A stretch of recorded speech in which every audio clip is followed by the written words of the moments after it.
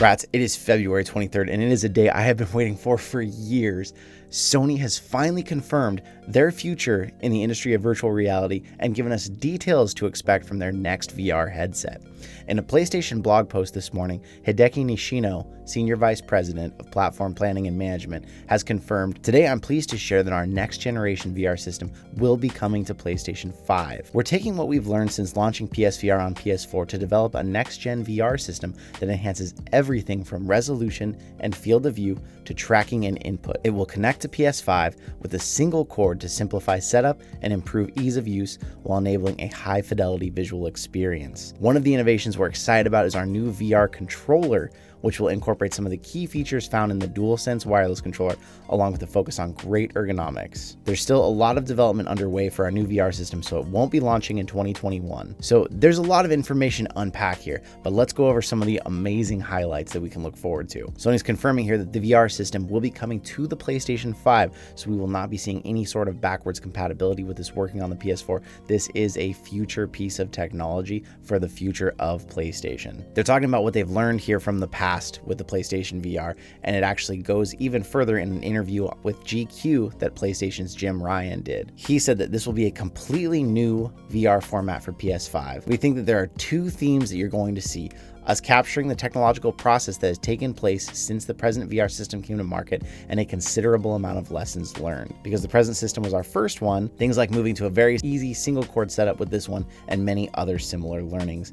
Dev kits are about to go out. This means that with developer kits just going out now, we may be seeing some leaks and some exciting information as to what this might actually look like, but this definitely wouldn't be 2021. I would say it would actually be hard even to have this out by late 2022, but hopefully that's their goal, would be the holiday season of 2022, and hopefully by then enough people own the PlayStation 5 that this will be an impactful launch, as a lot of us are still struggling to get our hands on them. He says it's going to enhance everything from resolution and field of view to tracking and input. These are all things that have been a pain in our sides for the original PlayStation VR. The resolution is something everybody brings up because it was one of the lower resolutions for the original headsets, even though it did have a great screen on it. Of course, the tracking and input. It's going to connect to the PS5 with a single cord, minimizing so many cords that there used to be with the old one. And the part that I'm most excited about, one of the innovations they talk about here, is that they're going to use the same technology as the DualSense wireless controller.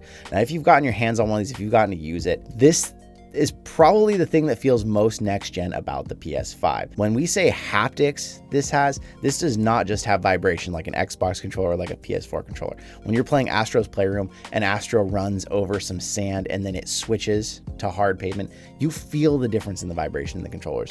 When you have a character playing in games like Control and they get shot on the right side, you feel it on the right side of this controller. These are haptics, real similar to what you can see in like the Nintendo Switch controllers.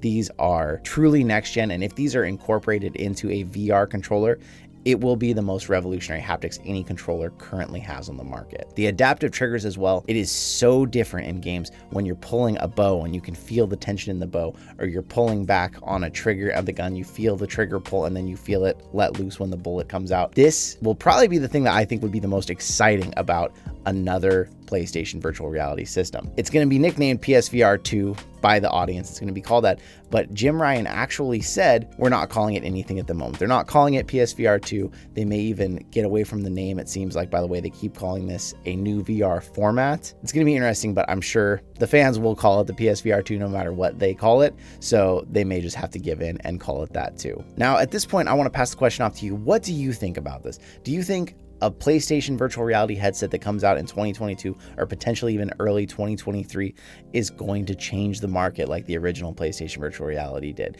Is it going to have the power? Is a corded headset by that point still going to be something people want with how long the Quest and Quest 2 will have been out? Yes, it will provide much more powerful games running directly from the PS5 through one cord, and hopefully it will have just as good, if not better, tracking than anything we currently see on the market. But will it have the legs to really go the distance and still be one of the best-selling VR headsets like the first PlayStation virtual reality originally was? What are you hoping to see? Are you hoping to see something different? Are you hoping to see what we've seen in previous patents? So in patent images, you can see here, there's been a lot of innovation as far as what kind of triggers, how the controllers are going to look, how they're going to track every single finger with capacitive sensors like the Valve Index does. Patents don't always lead to the final product, so hopefully once we get the developer kits in the hands of developers, and once either there is no NDA on them or somebody breaks it and leaks some, which I would never encourage them doing, hopefully we'll get some much more concrete details at that point. But I can tell you personally, I'm extremely excited about this. I've been waiting to hear about the next PSVR.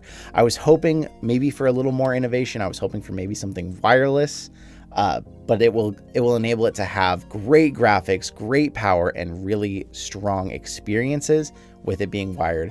The only concern is if by the time this launches, if wired is starting to already feel like a thing in the past, that could hold the headset back. Let me know what you think in the comments. Are you looking forward to this? Are you just jumping on the Quest bandwagon? Are you done with PSVR? I want to know. I want to see another Astro Bot rescue mission. I want to see another Farpoint. I want to see more from Sony. So let's hope they have some big hitters and some heavy games that really bring us back to the platform and get us excited about it again. But I want to say thank you so much for hanging out with me today. I will see you in another reality. I want to say the biggest thank you to those of you who have become channel members and any of you who have ever been patrons of ours. Gallium VR, Chris Deputy, Legacy VR, Bagel, and a Fissy King Sloth are current channel members. Our patrons, K27, Rocket Sauce 28, K Panda K, Fred Nebetebo, Ege Karatosh, Maddie's, Gallium VR, Orange VR, and Mr. Dodojo. Thank you so much everyone for supporting the channel.